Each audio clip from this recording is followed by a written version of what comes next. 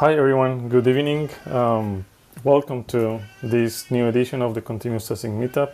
We have been quiet for a while. We have been preparing new sessions for you. And today is this new start of the summer season for the meetup. So here we are. Today, as is tradition, we're going to start with a 5-minute vocabulary session from Oksana. So she's going to share with us something about the topic of criteria for evaluating user stories. So without further ado, I'm going to stop sharing my screen, and Oksana, you can take it from here. Thank you, Diego. So hi everyone. So let me share my screen. I think you can see it. So as usual, we have today a 5-minute vocabulary session as a small warm-up session for today. And I thought I would like to present you criteria for evaluating user stories. Probably you already have some of them in your project. Probably you will know everything, or probably you will also learn something new from this 5-minute session. So then let's begin. So as usual, I try to use all information in my slides based on ISTQB. It is International Software Testing Qualification Board. It is a multi-level qualifying program actually for everybody who is interested in software quality and software testing. You can start with a foundation level and take courses until expert level. So if you want to learn more about agile testing and user stories and creating user stories in a perspective of testers, so please have a look into extension Agile Testers, or else you can find a lot of information in internet to this topic. But let's start. So from the tester perspective, what actually important in creation of user stories? So what actually we try to find if we create user story together with other team members? So we want to detect missing details, probably some missing requirements. We also want to identify missing non-functional requirements and complete them.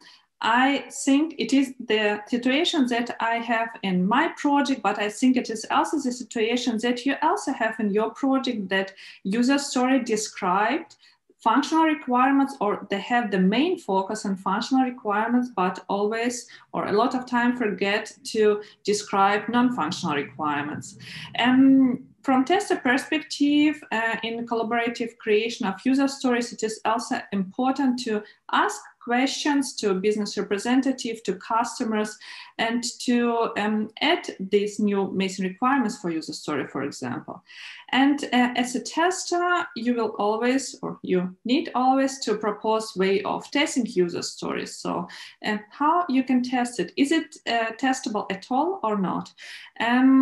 You also confirms acceptance criteria, or to describe it together with your team members. So there's on the slide you see one example, two examples of the bad user stories. One example is the software is to be coded with Ruby. So from the user's perspective, it is a bad user story because they describe not the user's perspective, but the programming language. And the similar bad example is the program connects with the database by connection pooling. So it is a similar situation. This user story not describe the user perspective, but describes the technical solution. And it is not, in this case, not a relevant issue. So, but let's look about a criteria for evaluation user stories. So how you can say if your user story bad or good. So there is a lot of criteria that you can find. So in this 5-minute session, I selected INVEST criteria, so created by Buildwake. So I think that is the most popular concept and will be used in a lot of projects and situations. So let's look into these criteria. So the first one, the user story should be independent.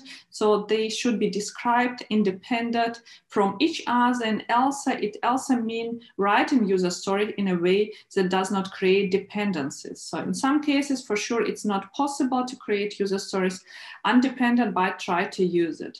The next criteria is negotiable and negotiated. So the user story offer opportunity for discussion and clarification. So together with customers or with developers during development, the user story can be, there's some points in the user story can be added, like for example, test ideas or some other details. The user story should be valuable and they have recognized value for the customer. That's why in the previous slide, so you saw the example of this user story should be, the code should be written in Ruby. So it is, from this perspective, it is a bad user story, but there is no value for the customer, no user perspective. So the next point, user story should be estimable. So actually the team is able to understand the feature and can estimate the effort. So it is also important for customer because they have customers rank and schedule the user story implementation. The next point, user story should be small, so they should have a comfortable size. So in some projects, there is a few person weeks of work or person days of work. So it depends on your project situation. And if user story is too big, just divide it in some user stories. And the last point in Invest mnemonic is user story should be testable. So they have defined unambiguous acceptance criteria. Because actually I understand what I want well enough so I could write tests for it. Because if I don't understand user story, if it's not clear enough, I can test it or the customer can test it. And probably that is a point that we need to speak with customers or with the team again to do this user story testable. So it was the Invest criteria by Bill Wake. You can also find some other attributes. So there is some example of them. For example, is this user story traceable? So where does the requirements come from? Why is it in use? And what business strategy does it support? Or what else you can use? So to extend, for example, Invest criteria, is your user story specific enough? Or is it user story achievable? Can this user story be implemented in this iteration or in one iteration or not?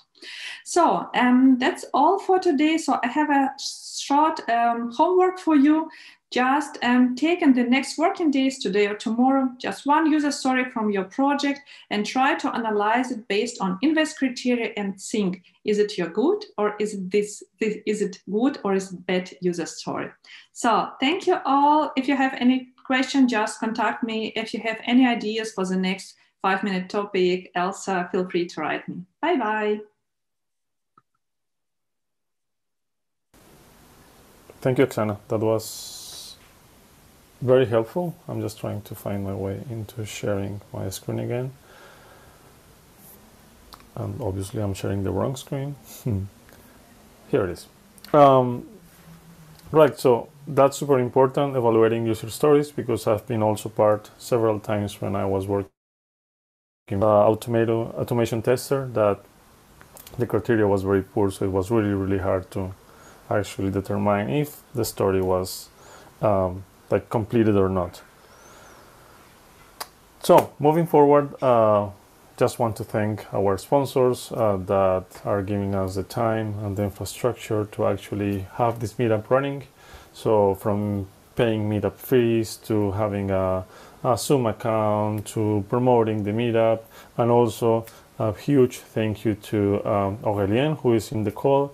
He is the person who is mostly moving the events around, looking for new speakers, sharing tweets, trying to promote the meetup. So a big thank you to him.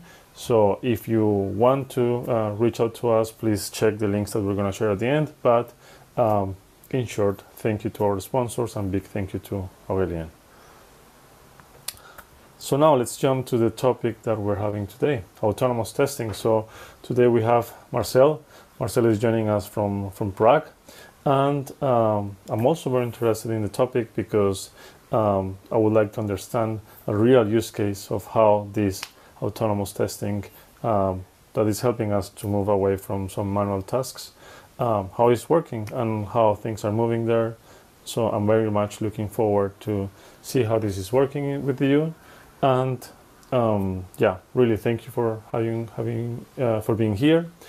But before I give you the chance to share your screen, I just wanted to remind the people who are participating that please, if you have any questions, write them down in the chat. We will look at them at the end.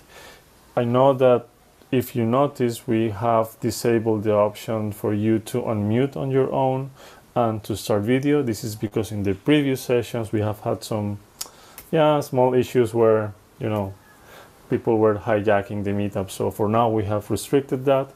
But if you have a question, please write it down in the chat. We will look at it and Marcel will be very kind and will answer them at the end when the presentation is done. So without delaying more things, I'm gonna stop sharing my screen and the floor is yours, Marcel. So thank you for being here. Thank you, Diego. Thank you for inviting me, and thank you to your colleagues as well that I could today share with some ideas and some exciting topics, at least for me. So let me first try to start sharing my screen and let's do some testing. Can you see my screen? Perfect, thank you. So what I would like to talk about is autonomous testing. But first, let me introduce myself. My name is Marcel Veselka. I started testing in 2004. And since that, I cannot stop. It's so great topic to deal with that last couple of years, I work on various positions in testing, from manual testing, test automation, test management, test consultant, trainer, and so on. Apart from that love with testing, I also like to go to mountains or run half marathons. So that's me. I'm also co-founder of a company called Tesena. And within the company, we are dealing with this autonomous testing. And I would like to share where we are now or what we could do with autonomous testing now. So when I was when I was preparing this presentation, I was thinking that it's good to give you some structure. So first, I would like to tell you what's wrong with testing. It'll be very quick, but I would like to share this idea and maybe it'll be more questions than answers. Then something about autonomy itself and how we could apply it in testing. Then I would like to share some experience how to build the bot or some bot, and also share our experience, what we find out until now and how we could leverage from that approach. So maybe let's remove any worries about that, what's wrong with the testing. So in short, nothing is wrong with testing, but we know that there are several approaches we could apply. There might be manual. Then we said that there might be some automation testing. And now, maybe last 3, 4, 5 years, the idea of autonomy is popping up. And we know that when we introduce automation or automatic testing, that was a very specific reason for that. We knew that the manual testing is not scalable anymore. With the space and speed increasing, introducing agile and DevOps and all these things, but it was 20 years ago. But if I would now dig into that, what's wrong with that approach is that we failed. We failed on one thing, that before the automation world starts grow and being, I would say, successful, we had preparation, execution, and maybe some handling with results. But introducing automation, it brings one brilliant idea to be implemented, that we automate execution.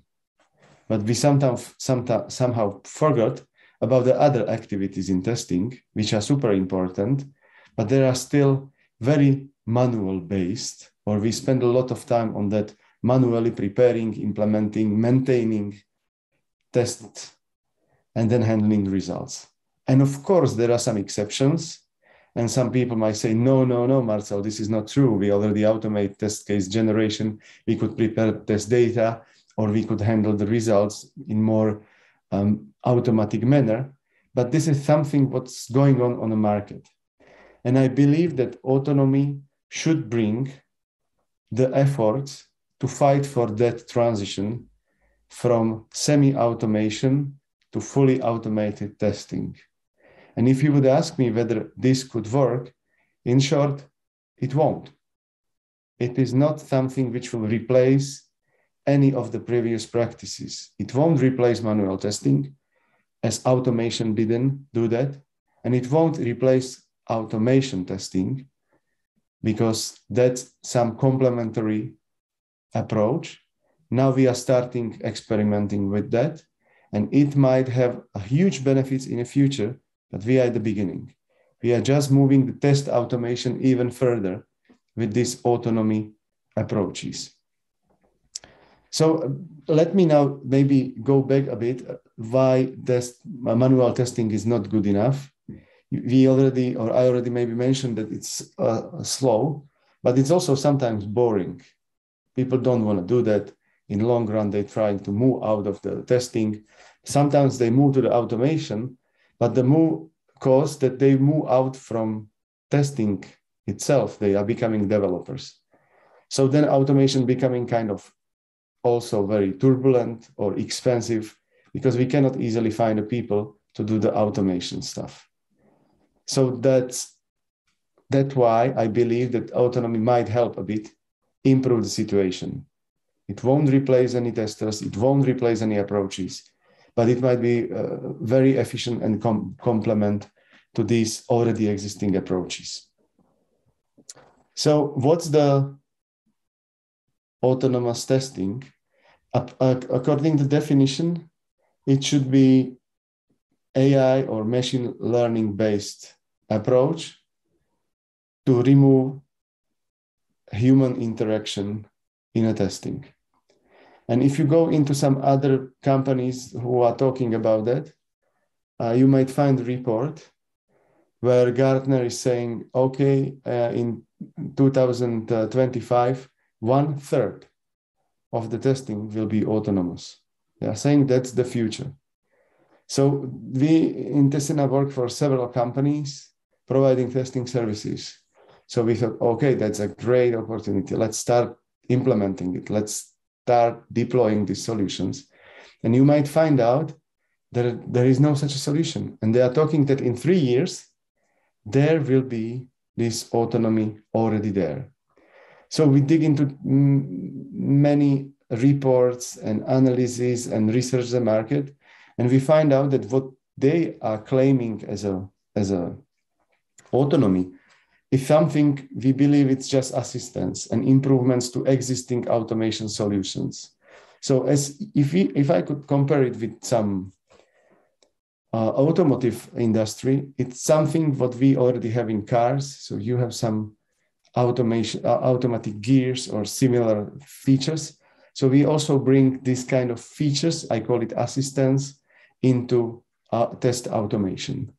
And what might be the features? You probably heard about self-healing, where you, instead of updating locators, you let the machine update it, or let some software generate the new locators. Some people love it, some people hate it. They are able to argue about that this is not what really testing is, but this is kind of assistant which might help. But I had same argument about the cars with my wife. She don't like that automatic gears. She like more the manual. So it's same in testing nowadays, that some people are saying that's a stupid idea, but some people are saying, no, self-healing is perfect idea. We should implement it everywhere. Then some deviation classification. So if you have 1,000 tests and some start failing, maybe there are just 3 or 4 root causes. So why you should read all the logs and all the details? You might have some tool which could classify the failures or the deviation, if you could call it in that way. Then there is a lot of solutions to use instead of locators, some UI-based recognition features to say, okay, this is maybe more stable, especially when you have to dynamic page, then visual recognition might be better approach. Then some people are saying, okay, but we can use this natural language processing to generate test cases from maybe specification, another feature. Then you might find some predictive test selection. So instead of running with 1,000 test cases, you would say, hey, dear tool, give me top 20% of that highest probability of failure. And I could speed up and focus on that tests which are with highest probability of failure, or some autonomous interaction with our system under test, some bots which could interact with your application. Or you could, instead of writing all your dear page object models, you might end up by dynamically or magically building or generating them. Or you could do some automatic assertions like visual assertion or visual testing, and many, many others. And this is, in most cases, machine learning driven, but not always. And many of these ideas are coming into test automation to make this automation autonomous.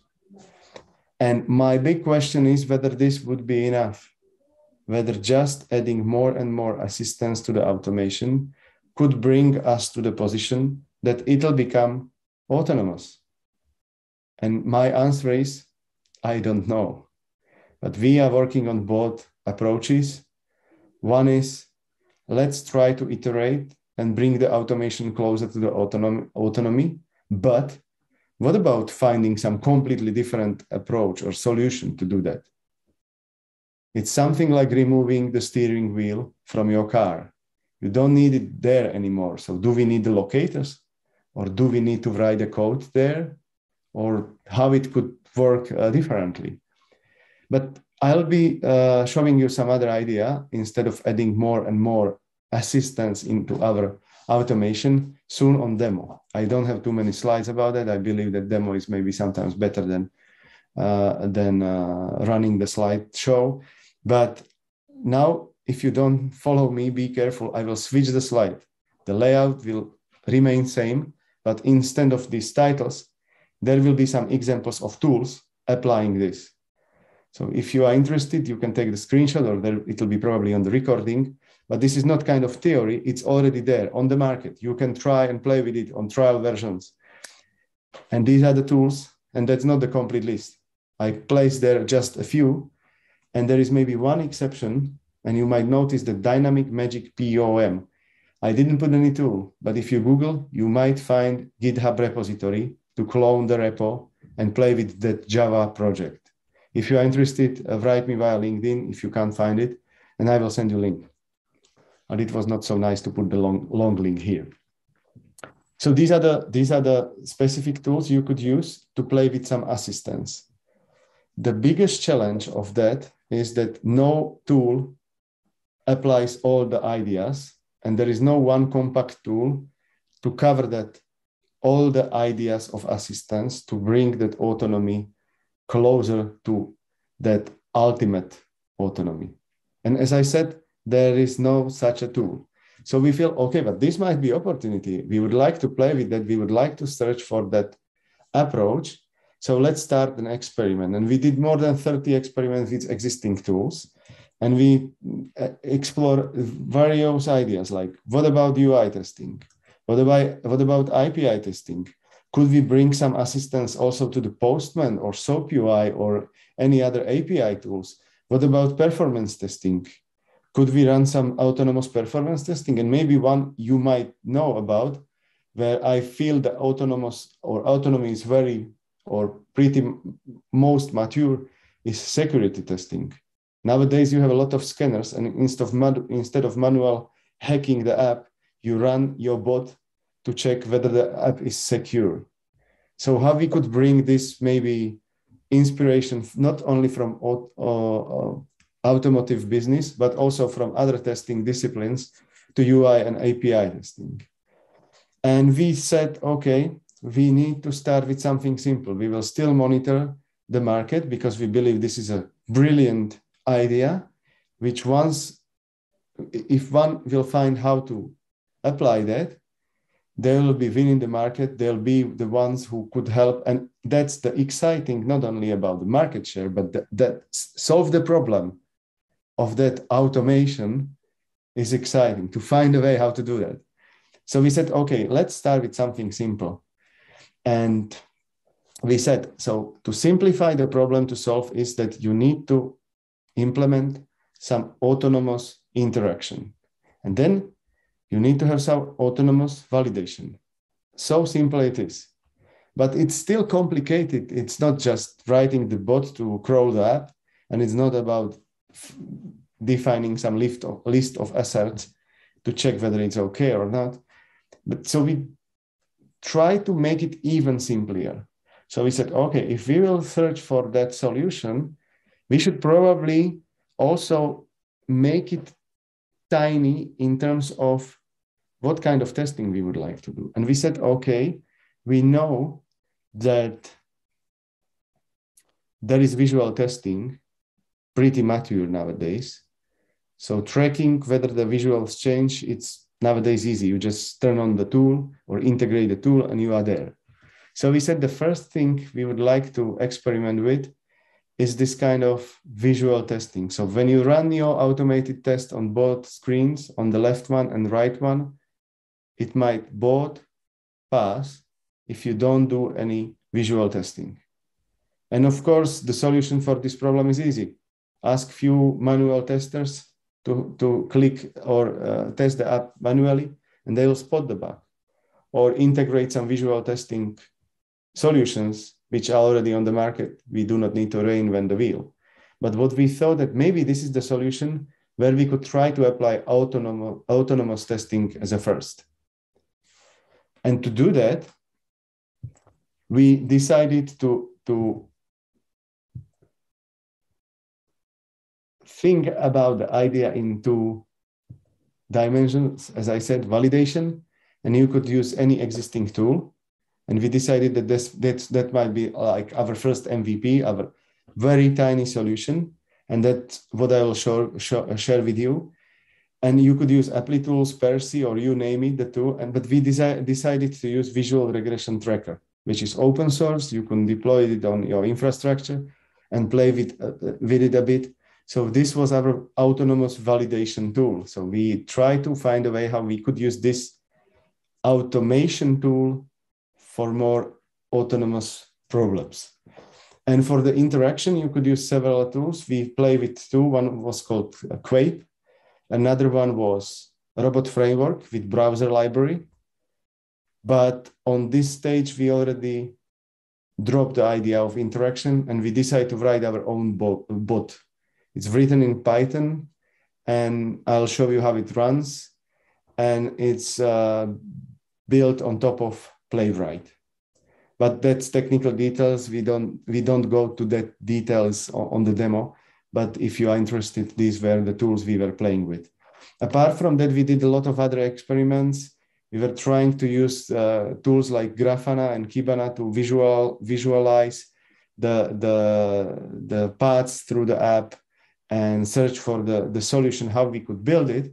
But we also try to play with these teachable machines, you might know that. And we collect a lot of screenshots to be able to find out on which web page we are visually. And we try to build it on simple model with 3 screenshots for each class. And we were able to then validate whether we are on that proper page. So I could ask the bot whether I am on search result page or product detail page or where I am specifically. And this is kind of prototype. I don't have demo on it, but this is one of the features we are now working on, that by collecting the pictures, we not only validate the visuals, but we are able to assert whether we are on the proper page. I'll show you some more details about that soon. So what's next? We find out that we need to, if we want to solve the problem, we need to keep monitoring the market. If you are interested, I could send you more than 30 companies trying to fight on that market to find a solution. I have a list of that on one public repository on GitHub. So if you are interested, you can go one by one. But we also say that monitoring of the market is not enough, and we would like to play with that kind of idea as well. And we split that, as I said, into two different kind of solutions. We are searching for some assistance, which will not be only self-healing or not only page object model, which will be generated automatically, but something more condensed solution. And then we were also playing with some autonomous ideas, but we were failing on that. We cannot find any solution on the market which could work like fully autonomous. And I would like to now show you what we built ourselves on top of some open source.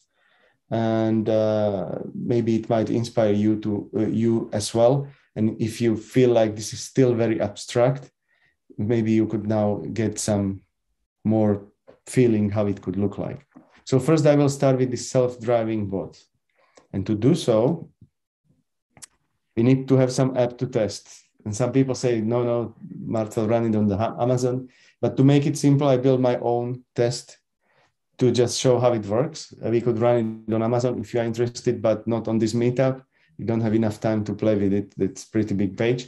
But the bot itself, open the app in headless mode, collects all the clickable elements like anchors or links, if you wish, and buttons, and then randomly choose some of the link or button and clicks on that.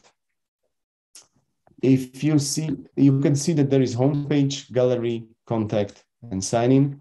To make it a bit challenging for the bot, I made a contact map always generated dynamically and differently. And I also make this gallery kind of random and moving and not very nice for visual testing.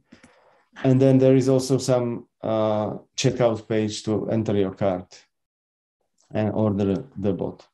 You could also find some page not found. I don't remember which one, maybe not this one. So maybe this one, yeah. So there is also some page not found error. And based on that, I asked the bot to crawl the app and to do two things: to build some map of the app and collect the screenshots.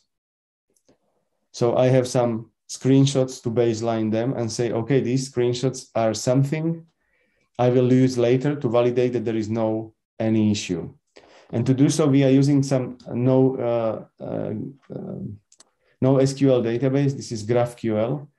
And after few learning, you might find out that the bot itself, crawl the app and build this map. I don't want to go into too much detail how it was done, but basically it goes randomly node by node and try to remember the clickable path somewhere else. And what I mean that random is that it always starts on the home page and goes randomly. And once this is done, it also collects the screenshots.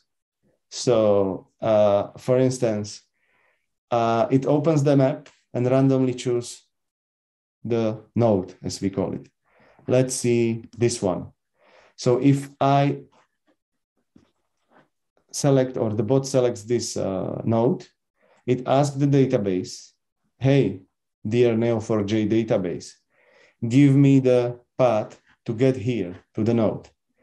So it gets a list of locators, which are now encoded. So it's not so nicely seen here, but you will see soon how it looks. So these locators are passed back to the bot, and bot knows that to go to this node, it needs to click one and second time. And while it goes there, it collects screenshots again and again and again. And what we do now, we'll just do some refresh here. And what we do now is that this bot is now control, or we run the bot by running this kind of config where you provide only this URL. There are some other parameters like number of scenarios to run and where to put the results. So let's call it bot testing, continuous testing meetup. And let's run test scenarios. So what it does, it opens headlessly opens the web page and run test scenarios for us. Maybe test 10 is too much. let's have only 5. And nowadays it's just a Python application written or using Playwright. And here you can see in log, we will have some nice UI for that as well. But you could see that it goes through homepage to 1 and to second node. So it should probably give us a few screenshots. Now it goes just 1 node from the homepage, again just 1 node, and so on. And we collect all these IDs of the nodes into our visual regression tracker. And if that screenshots is same as the one we set at the beginning, it's the right one, I just get this okay. But this is pretty static. You might say, okay, but the applications are dynamic, how you will deal with that, and so on. And for this our kind of very simple MVP, so you can see the nodes here, it should be same as it was written in terminal. For this our simple MVP, we decided to do first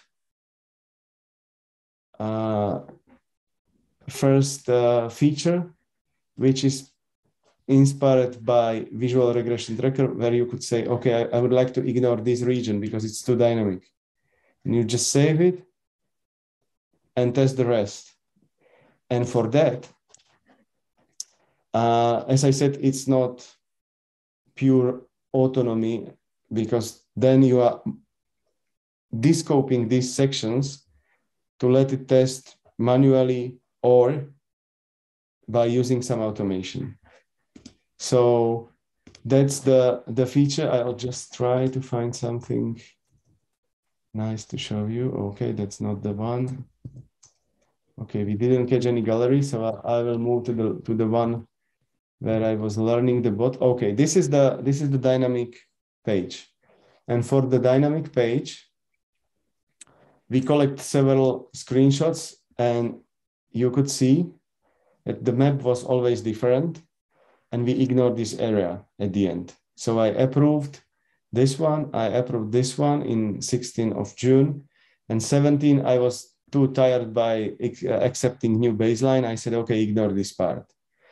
Another thing what we will do in the future is that based on these screenshots we collected, we will build the machine learning model I had on the slide. So we will be able to dynamically spot the dynamic parts on your app. So you could easily then ignore that, because the model will tell you, it looks like on 80%, with 80% precision, it's okay. And you just set the threshold and you would say 80% is good enough. Or you would say, no, I will check it manually. And by checking it manually, you could add more and more screenshots and let the bot learn from that screenshot to build a machine learning model, which will then be able, with more confidence, decide whether it's passing or failing. Now, as I said, it's very hard coded, but we are drifting from this visual testing with ignorance into more functional testing with dynamic assertion and machine learning based models. It's built on some scripted prototypes on Amazon screenshots, and now we are preparing to make it as a part of the feature here. So maybe I will just quickly explain the way how we ignore the regions. It's basically by simple locators. As I said, we are using Playwright, so you could use any of locators supported by Playwright. So if I would need to have only last iframe with ID map canvas, which would be probably not valid HTML, because ID should be unique, but let's see. So I could say something like -1, so that's the last iframe with ID map canvas. Or if I would like to have something like all classes with name gallery, but only the third one with that class, I would do it like this. and so on. So this is the way how we could ignore the regions. Nowadays, later we will make it more dynamic. That's the first thing. But as we build that, we find out that we are already running out of any features of this visual regression tracker because we are collecting nodes. So this is view per node rather than view per scenario. So because of that, we are building kind of new front end to collect all these nodes under the scenario. So you know that from a home page, these are the paths you go into that nodes, and you basically changing the view, because we find out that if you implement some fully autonomous testing bots, you need to change the approach you interpret the results. You need to change the approach how you report the results. And that's the point I was trying to explain a few minutes ago, that maybe we need to forget about assistance and search for some completely different approach in that area. So that's our current stage of that. We're also working on that this tool will be able to easily run your existing test cases.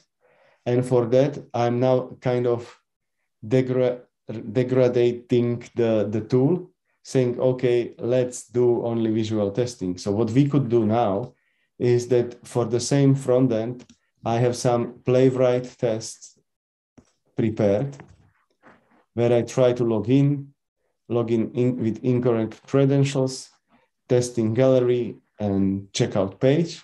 And for that, I run my tests headlessly, and for 3 different configurations: Chrome, Safari, and Firefox. And that's classical regression test. But from here, we could start helping our bot to become better. Because first what we do, we are trying to collect the screenshots and also build the graph. So from this execution, we would like to improve the graph, maybe start with some weighting, and also help the bot explore the area around. So if these transitions from one page to other one give us some signals where the bot should focus first, and from there it could grow the graph. So we do some kind of combined exercise. Nowadays, you could very easily run the same code. I'm not touching the code. It's part of configuration that I only prefix that command line with this system parameter WOPI1. That's the name of the tool we are trying to build. And basically, I run the same kind of visual validation as I did for the vidbot, where I could see all the results falling here into this folder. And let's leave it finish. Okay, it's finished already. And I could see that there is some gallery with different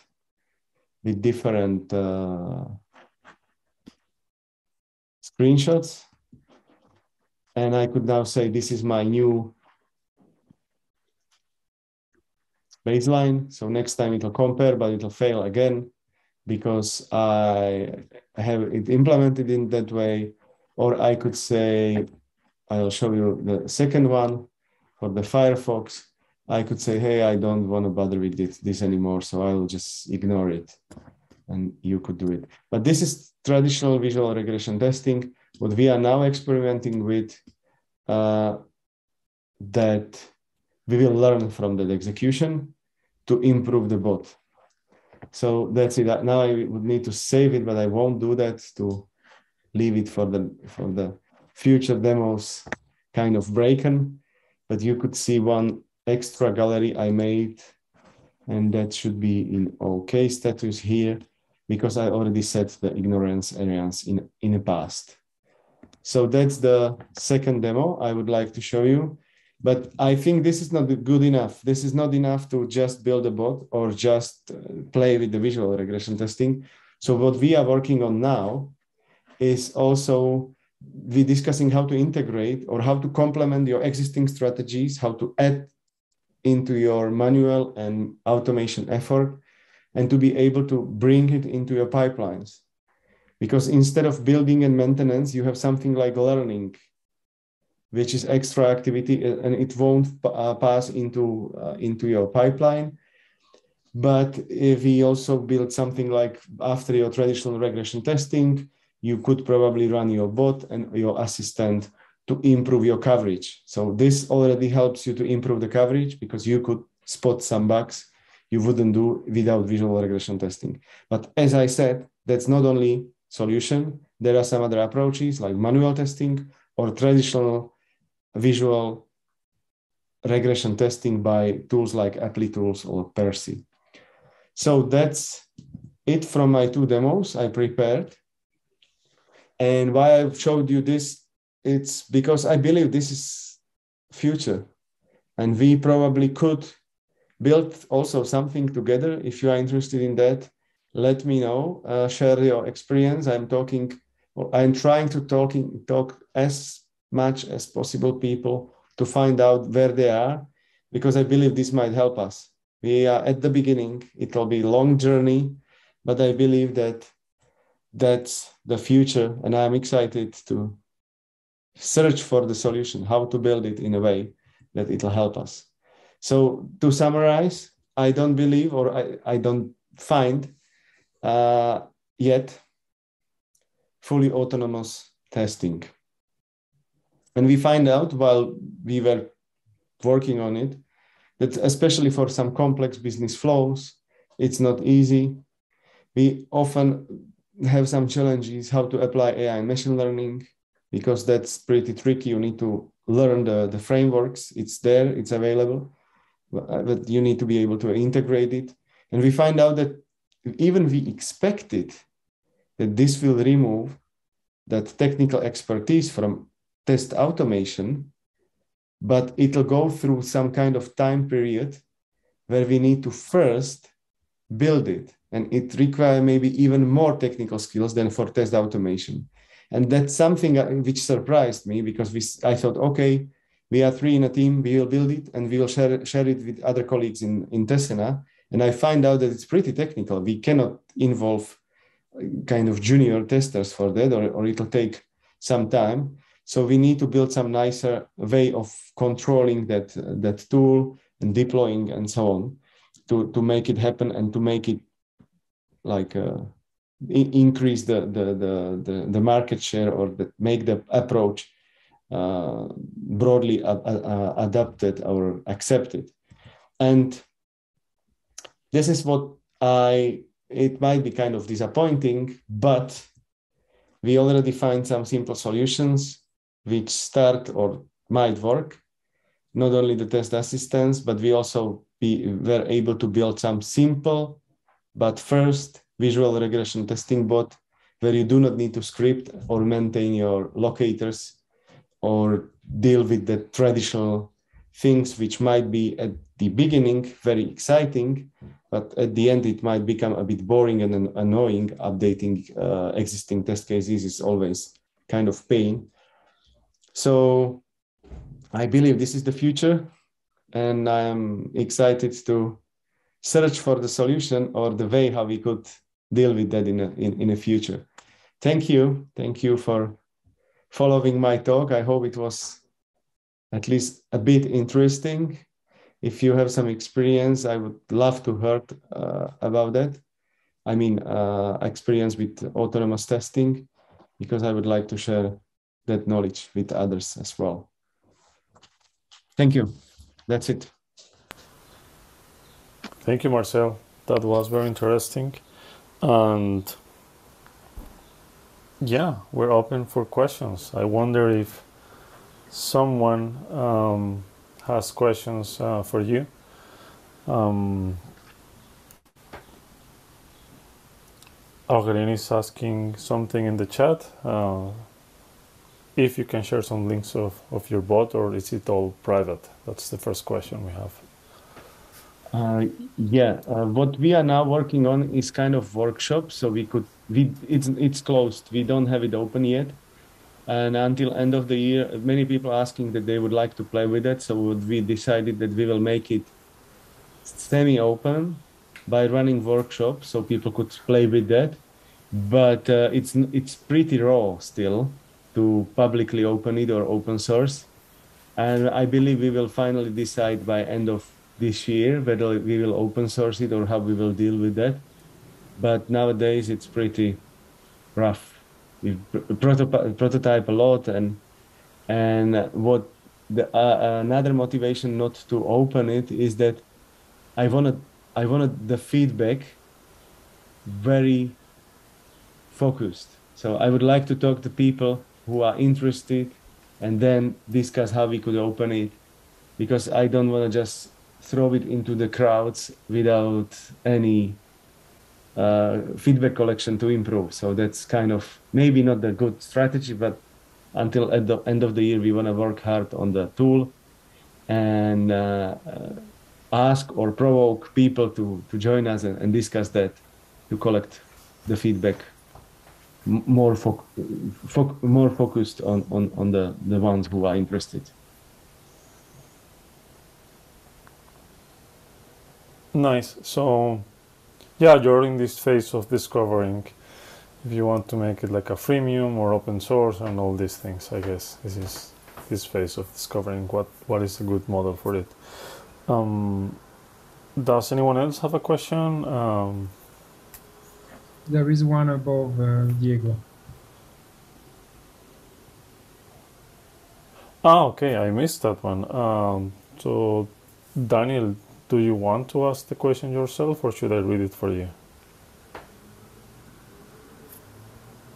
You can't, because I'm not letting people unmute. So let me change that. Right. So from this moment, if you want, you can unmute yourself. You can start your video if you want to ask a question. But then let me ask again. Okay, you're already unmuted. I hope you can hear me. Yeah. All right. Actually, I have two questions. The first one is there any particular reason why you opted for this random approach by clicking the links and building up your model instead of doing it with, okay, this is the first link, let's always click the first link, backtracking and so on? There is no any specific reason. As I said, we did a lot of experiments and this one looks like it works.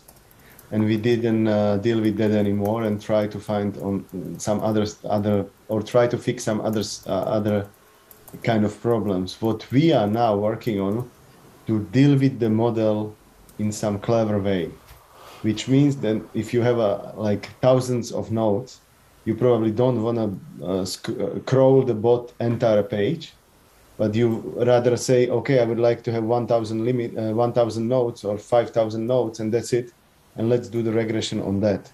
Because if you run it across entire page, which is huge, if there is any kind of failure, it will probably be like duplicate several times. So we do not need to cover we think we do not need to cover entire tree.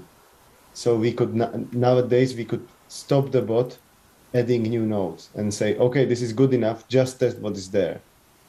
Or we could say, we would like to cover these specific nodes, or we would like to ignore these specific nodes. So these kind of experiments and exploration we do now with that graph. But we start with random selection. And until now, we didn't find a reason to search for other option. But probably we could come to that problem soon. But we do kind of step-by-step approach and iterate on the idea how to do it. Okay, thanks. Actually, you answered my second question with the third question. So was if you have built in any threshold to say max of 5 hops from the homepage or something like that. But yeah, you already. We do have it there in some way. But what I would like to also do is kind of improve the exploration of the bot not only by sequential way, but if you have, I don't know, 100 runs, you might find out which nodes are unstable or flaky, kind of. Sometimes it's good, sometimes not.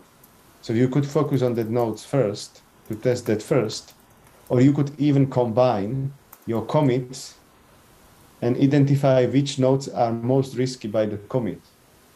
These are the kind of machine learning models you could apply, but this is not yet implemented. It's on our backlog of ideas. And as I said, we are now 3 guys working on it. So we have some limited capacity.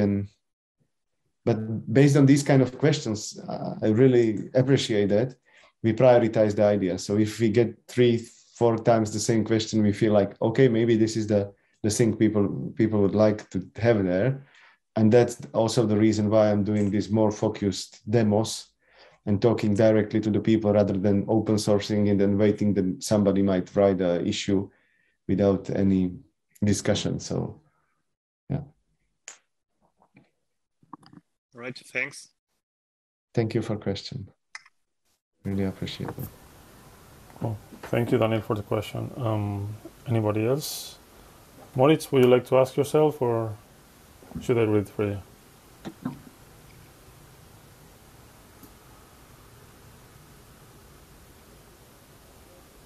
I can read it for you. Okay, you are there. Unmute it. Go ahead. It's okay. Sorry, my English is not so good. But I've interested in native Windows desktop apps, and if it's possible to use the Spot also for a native desktop app. For now, until we decided that until end of this year, we will focus only on web apps. But we are building it with assumption that any other drivers could be soon and very quickly added into that bot. Because what you need to do is just, we have the algorithm to generate the graph. We have the algorithm to build or to interact with app. And you need to have this different driver, if I could call it in that way. So instead of saying click and take the screenshot to Playwright, you would use Appium or Windows driver to do the same, but all the other logic is there. So I guess it'll take us 3 to 5 days to add any other interaction with different UIs. But now we have only web and we focus on the web. And what we are now working more on is that graph part and validation part, because this is pretty weak. And we know that we are running out from the traditional visual testing. That's not, the solutions are not good enough to implement autonomy there. So we need to rewrite basically that tools in a way that we could be able to explore the new ideas and prototype the autonomous things there. So no Windows desktop app until end of this year. Okay, thank you. Thank you too.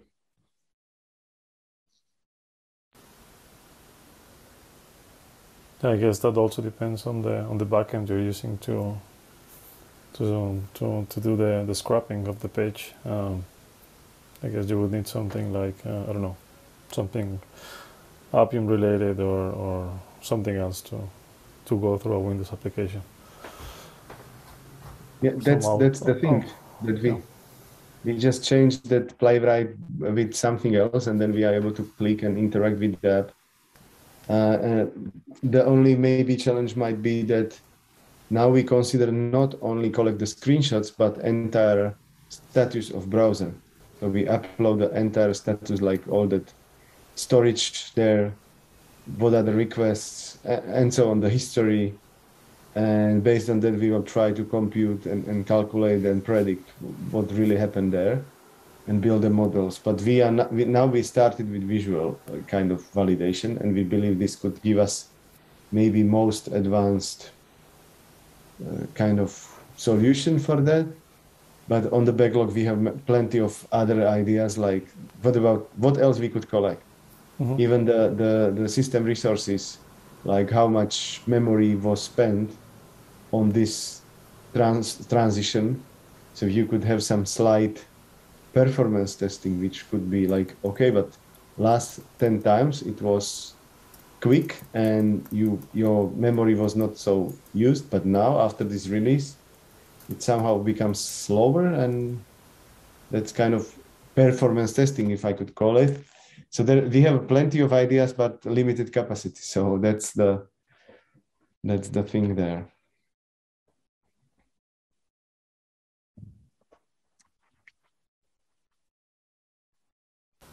Yeah, I understand. But so, do we have any more questions? I'm just wondering. People are a bit quiet, and also some are. I guess it was pretty clear. Also, the whole explanation, and my assumption is that what people would like to do is to play with it, no, at some point, so rather than having more questions. So I think maybe we can, if we don't have any more questions, we can start wrapping up the meetup. I will, this is the window I wanted to share. So if we don't have any more questions, I just want to thank you again, Marcel, for being here, for sharing this tool that you're working on, and we're really looking forward to see what else you find. And don't doubt to let us know how it goes. If you want to do a talk again, we can do this in the future. So yeah, thank you for being here and for doing this talk. It was a pleasure. Thank you very much that I could come. Cool. So let's start wrapping up this. So as Aurélien mentioned before, and also maybe I said it a couple of times at the beginning, all the events, all the information, you can find it in continuoustestingmeetup.com. We are a bit behind on the videos we had in the events we had in January and February, but we are actually working on them today, and they will be there soon. And we will do the same with today's meetup. So if you have friends or colleagues that might be interested in this topic, we will post the video for this event soon as well. And yeah, go to this website, continuoustestingmeetup.com, and you will see the next event, because I think the next one is already, there is a date for it. I don't remember, Aurélien knows more. I think it's July 2019, I think is the date. And then we will share more details with you in a couple of days. And yeah, with that, I just want to thank everyone who was here, who took the time to share with us, and all for your questions. And also thank you, Oksana, for the presentation, and Aurélien for all the organization. I wish you all a very nice day, a very nice evening, depending on wherever you are. So enjoy. Thank you.